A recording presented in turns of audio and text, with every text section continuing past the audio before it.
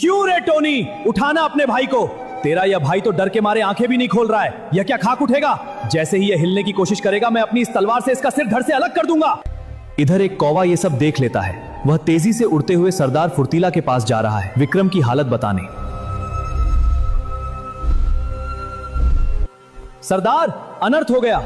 आपने जिस योद्धा विक्रम को 7 साल की कड़ी ट्रेनिंग देकर भेजा था, वो लकड़बग्घों के गढ़ में दुश्मनों के वार से लहूलुहान होकर जमीन पर बेहोश पड़ा है। क्या? विक्रम जमीन पर गिर गया? नहीं, ऐसा नहीं हो सकता।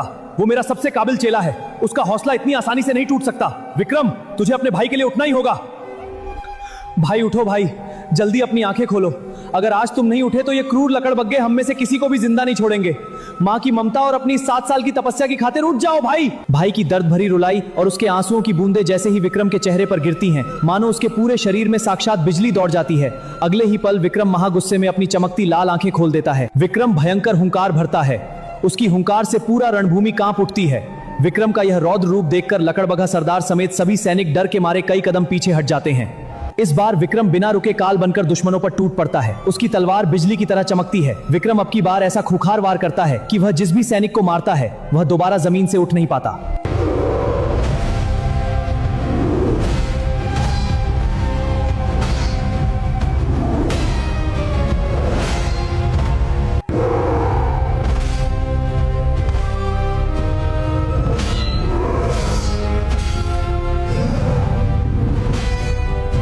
चारों तरफ सिर्फ चीख पुकार मच जाती है। लगातार 1 घंटे तक चले इस भयानक नरसंहार के बाद मैदान में सारे सैनिक ढेर हो जाते हैं और सिर्फ लकड़बग्घा सरदार अकेला बचता है।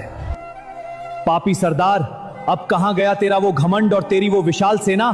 आज तेरी मौत तेरे सामने खड़ी है। अब तुझे मुझसे कोई नहीं बचा सकता। यह सुनकर लकड़बग्घा सरदार डर के मारे थर-थर कांपने लगा, लेकिन विक्रम का गुस्सा 7वें आसमान पर था। विक्रम आगे बढ़ता है, लकड़बग्घा सरदार को हवा में उठाकर इतनी जोर से दूर फेंकता है कि सरदार सीधे एक बहुत गहरी और भयानक पहाड़ी की खाई में जाकर गिरता है। विक्रम, घमंड मत कर। मैं अपने इस अपमान का बदला तुझसे जरूर लूंगा। आज भले ही तू जीत गया है, लेकिन याद रखना, अगली बार मैं अपनी ऐसी खूंखार सेना और साम्राज्य खड़ा करूंगा कि उसे देखते ही तुम दोनों भाइयों की रूह कांप जाएगी। मैं वापस आऊंगा। इतना कहकर लकड़बग्घा सरदार वहां से तेजी से चला जाता है।